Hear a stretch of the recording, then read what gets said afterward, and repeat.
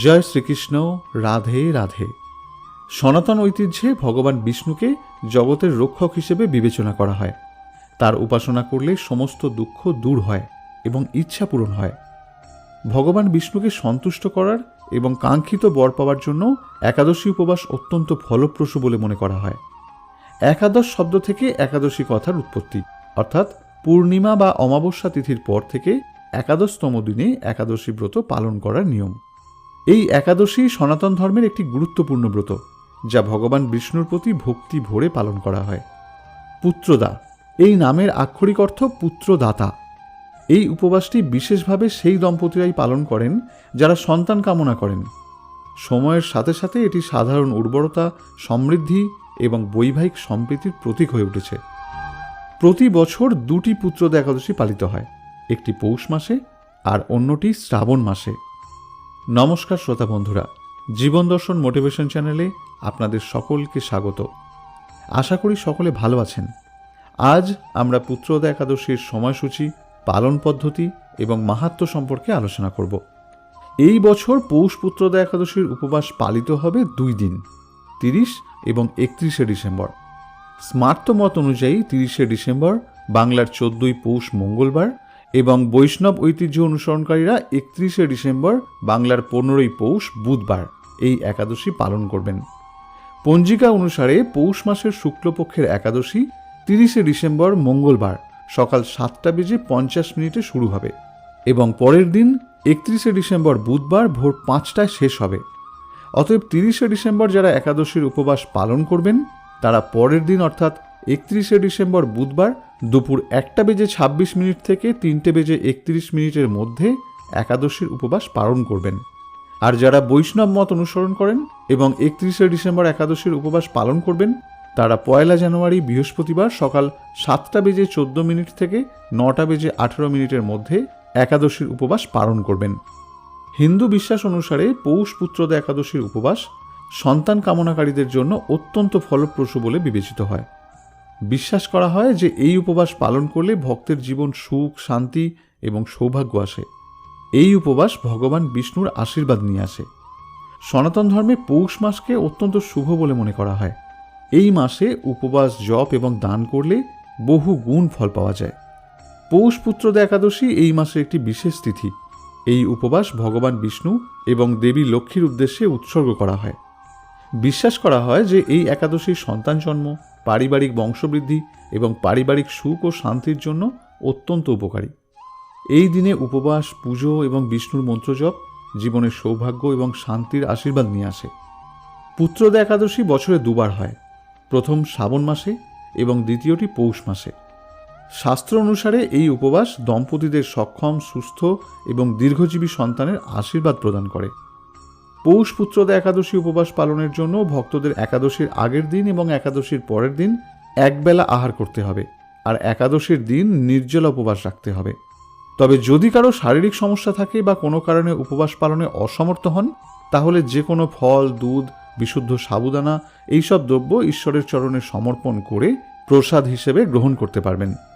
কিন্তু পঞ্চরবিশস্য যেমন চাল, গম, যব বা ভুট্টা, ডাল এবং তৈলজাতীয় খাবার এগুলি গ্রহণ করা যাবে না।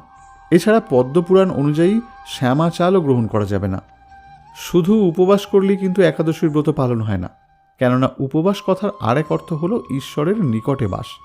তাই চেষ্টা করুন সমগ্র দিনটিতে বিভিন্ন ধর্মগ্রন্থ, একাদশীর মাহাত্ম্য ইত্যাদি পাঠ বা শ্রবণের মধ্যে দিয়ে কাটাতে। উপবাসের দিন ব্রহ্ম মুহূর্তে ঘুম থেকে উঠে স্নান করুন। এরপর হলুদ বর্ণের পোশাক পরুন এবং হাতে জল নিয়ে উপবাস পালনের প্রতিজ্ঞা করুন। তারপর বাড়ির ঠাকুর ঘরে গিয়ে ভগবান বিষ্ণুর মূর্তি বা পটচিত্র স্থাপন করতে পারেন। পঞ্চামৃত দিয়ে সেই মূর্তি বা চিত্রটিকে স্নান করান। তারপর হলুদ বস্ত্র, হলুদ ফুল, তুলসী পাতা, অক্ষত এবং ধূপকাঠি নিবেদন করুন। এরপর ভগবান বিষ্ণুকে হলুদ, মিষ্টি ও ফলের নৈবেদ্য নিবেদন করুন এবং ওই নৈবেদ্যতে তুলসী পাতা দিয়ে তবেই নিবেদন করবেন। পুজোর সময় ওং নমঃ ভগবতে বাসুদেবায় এই মন্ত্রটি 108 বার জপ করবেন। এরপর পুত্রদা একাদশীর উপবাসের ব্রত মাহাত্ম্য কথা পাঠ করবেন।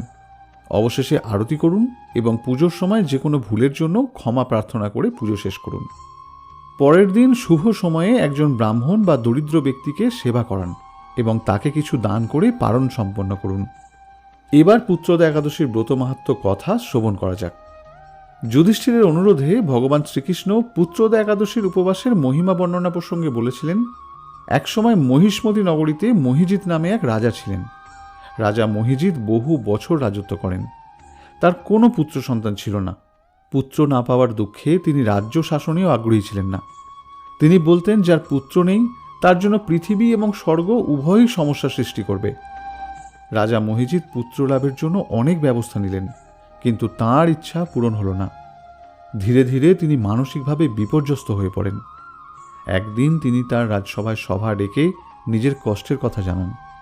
তিনি বলেছিলেন যে তিনি সর্বদা সকলের সেবা করেন এবং উৎসাহের সাথে দাতব্য কাজও করেন। তিনি মানুষের আনন্দে কোনো ভাটা পড়তে দেননি। এত কিছু করার পরও তাকে দুর্বিষহ যন্ত্রণা সহ্য করে জীবনযাপন করতে হচ্ছে। তার কোনো পুত্র সন্তান হচ্ছে না। এর কারণ কি? রাজা মহিজিতের দুঃখে প্রজা ও মন্ত্রীরাও ব্যথিত হলেন। তারা বনে গিয়ে বিভিন্ন ঋষিদের কাছে তাদের রাজার কষ্টের কথা বলতে লাগলেন এবং তার সমাধান চাইতে লাগলেন। বনে ঘুরতে ঘুরতে তারা একদিন লোমশ ঋষির আশ্রমে পৌঁছলেন। ইনি ত্রিকালদর্শী ঋষি। ভগবান ব্রহ্মার একদিন পূর্ণ হলে এনার দেহ থেকে একটি লোম খসে পড়ে, তাই এনার নাম লোমশ ঋষি। ঋষি লোমশকে প্রণাম করার পর তারা তাদের আসার উদ্দেশ্য বিস্তারিত বর্ণনা করলেন। তাদের কথা শুনে লোমশ ঋষি ধ্যান করলেন এবং তিনি জানতে পারলেন যে পূর্বজন্মে রাজা মহিজিৎ অর্থ উপার্জনের জন্য অনেক খারাপ কাজ করেছিলেন। তিনি ছিলেন দরিদ্র বৈশ্য। একবার তিনি 2 দিন ক্ষুধা ও তৃষ্ণায় খুব ভুগেছিলেন। সেটি ছিল জ্যৈষ্ঠ মাসের দ্বিতীয়া তিথি। তখন জলের সন্ধানে একটি পুকুরে পৌঁছলেন। সেখানে একটি গাভী ও তার সন্তান জল পান করছিল। তাই তিনি তাদের তাড়িয়ে দিয়ে নিজেই জলপান করতে শুরু করলেন। জ্যৈষ্ঠের দাবদাহে কোনো প্রাণীকে জলপান করতে বাধা দিয়ে তিনি পাপ কর্ম করেছেন, আর এই পাপ কর্মের কারণে তিনি এই জীবনে পুত্রসুখ পাননি। তখন প্রজা ও মন্ত্রীগণ এই পাপের প্রায়শ্চিত্ত করার উপায় জানতে চাইলেন। উপায় ব্যাখ্যা করতে গিয়ে ঋষি লোমশ বললেন যে যদি রাজা মহিজিৎ শ্রাবণ শুক্ল একাদশীর উপবাস পালন করেন তাহলে তিনি এই পাপ থেকে মুক্তি পাবেন এবং পুত্র সন্তান লাভ করবেন। তখন রাজা মহিজিৎ ঋষি লোমশের কথা মতো শ্রাবণ শুক্ল একাদশীর আগমনে রাজা, মন্ত্রী এবং জনগণ সকলে মিলে এই উপবাস পালন করলেন। পরের দিন দ্বাদশীতে সকলে মিলে রাজা মহিজিৎকে তাদের এই ব্রতের পুণ্যফল সংকল্পের মাধ্যমে দান করেন, আর সেই দানের প্রতিফল স্বরূপ রানী গর্ভবতী হন এবং রাজা মহিজিৎ একটি পুত্র সন্তানের আশীর্বাদ লাভ করেন। যে ব্যক্তি আচার অনুষ্ঠান অনুযায়ী এই একাদশী পালন করে তার পাপ মোচন হয় এবং সে মোক্ষ লাভ করে।